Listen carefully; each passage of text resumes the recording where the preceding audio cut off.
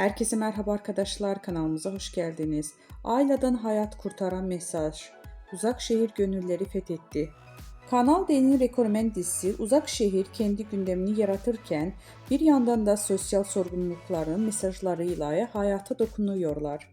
Dizide bu kez kanserden erken teşhis önemine vurgu yapıldı. Kadınlar köy meydanına toplayan Ayla'nın erken teşhis hayat kurtarır temalı sahnesi izleyicilerinden tam not aldı. Dizide hekim olan Ayla, kadınlar biz bedenimizi de yuvamız, bedenimizi koruyacağız diye seslendi. Bir ağrı hissederseniz, bir kitle elinize gelirse veya vücudunuzda bir değişiklik fark ederseniz mutlaka doktora başvurun. Kanserde erken teşhis gerçekten hayat kurtarıyor sözleriyle izleyicilerin farkındalık yarattı. Uzak şehir bu anlamlı hareketiyle bir kez daha gönülleri fethetti.